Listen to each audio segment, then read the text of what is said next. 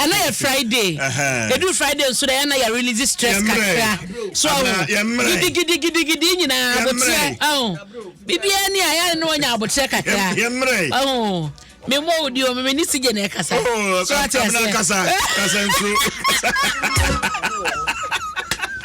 Bibia be fine. Oh. Adi dia oh yeah. You know DJ 100 or 50 euros. Philip na o say Kofi rapper you do all. Sikabi bana. I was about to say.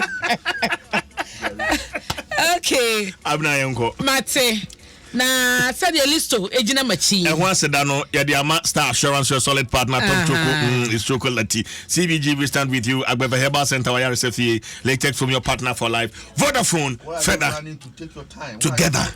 Pacho listo we senya bote yini baako. Pacho san start. Na de kwajo be ofi ba aduma de na say. Na CJ minima ye ma me baako hia moa. Then I see. I would have worked at him na me kind me rahopa. Enti sa woni asempa muni mo bi oye bosumi adwuma oye aban dwuma.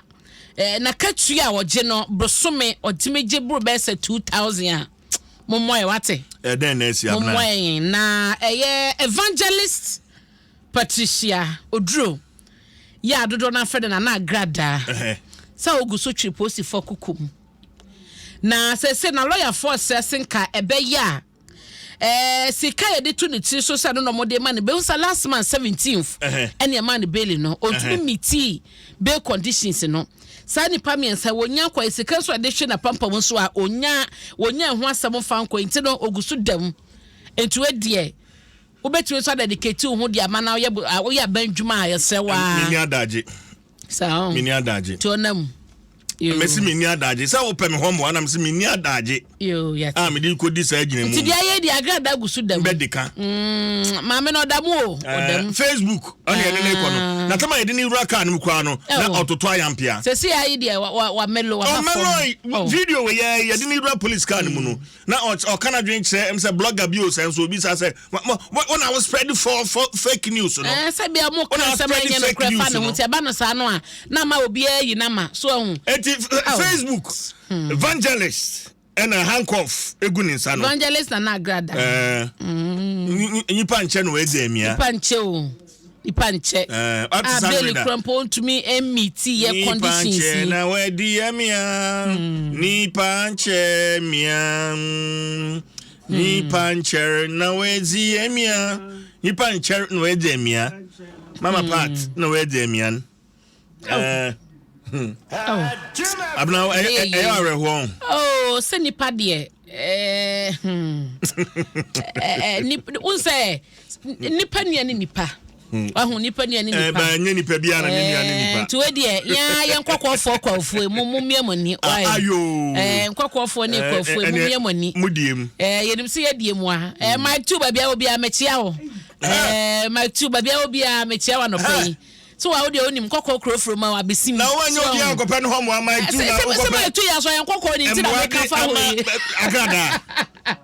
And see, Mike, baby, I will be a mate, maybe Matiano. Over my 2 dimrika, a buffer, Matian, my 2 baby, will be a Namasa, Otiam and Cock Uni, Cacao, and Cocoa besim, cocoa crow from a Agradaa Unia. Why? Copen Mompemwa and Famra. Why? It does say.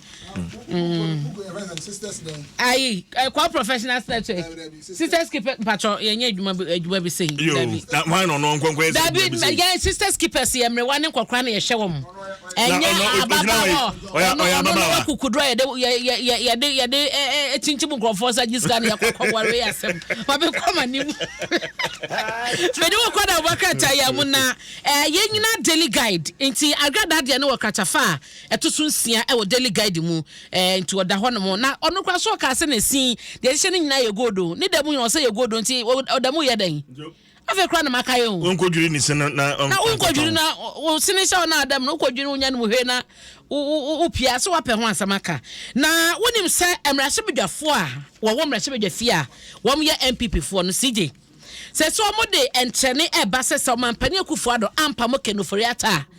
omo mpene so se wono eba be kenkan oman akomabo sika wo mo de bebo oman ho bra 2023 no enti so no na de beba dia ene ombe boycott a budget ne kra parliament okra mo ko wompo na wo makotie je wo beka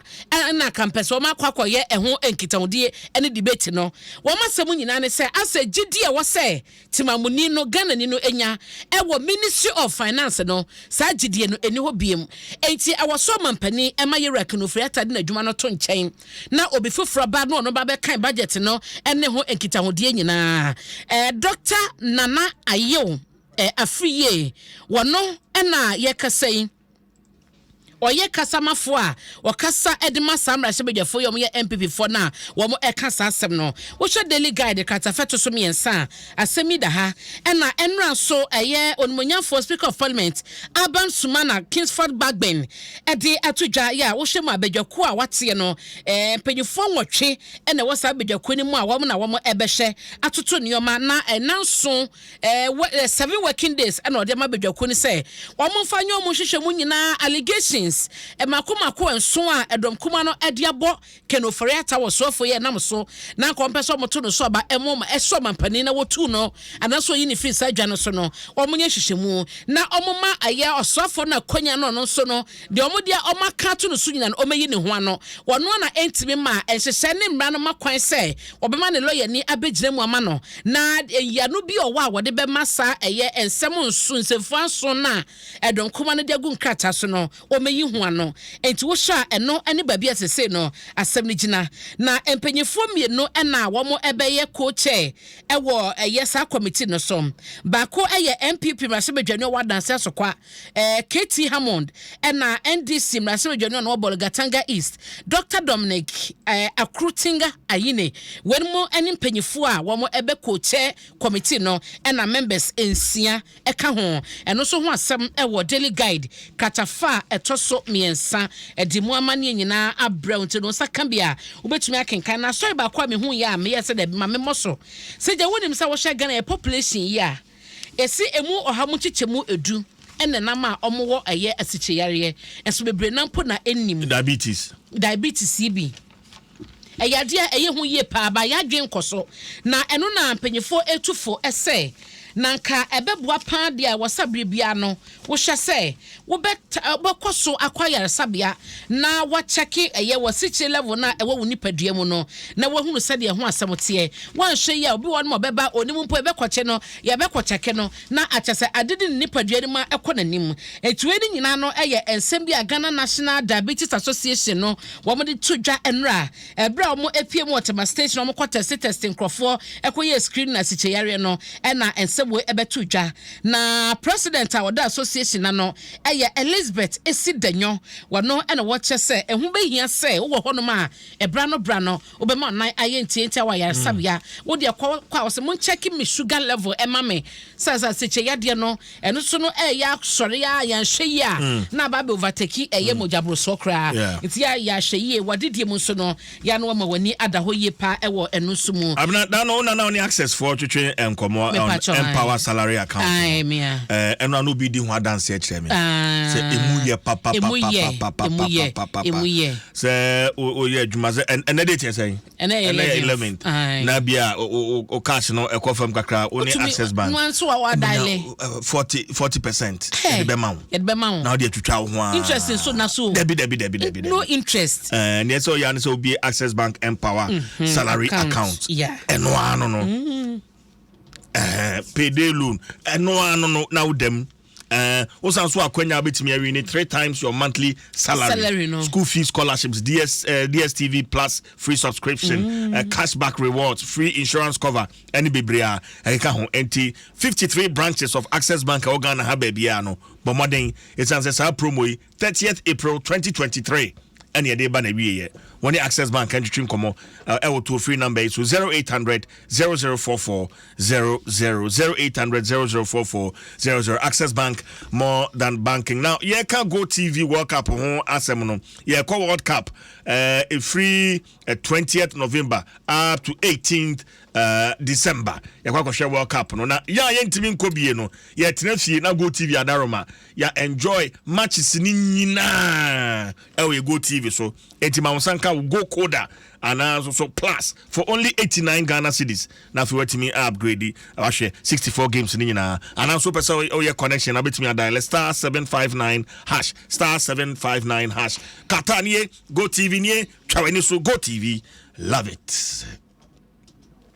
Adansi Travels and Tours and the eco Qatar ne akɔhwɛ World Cup no ebi na 88 with just $2,700 enyeskabia $2,700 bibia ka ho ye ma return flights accommodation breakfast tours na fi bibia benema bibra ekeka ho na onso atimi akɔ support the Black Stars of Ghana ewo Qatar enti woni Adansi Travels and twetwe enkomo wo numbers no eyemienu to ho na from one pay 059 3850 079 059 3850 079 and 055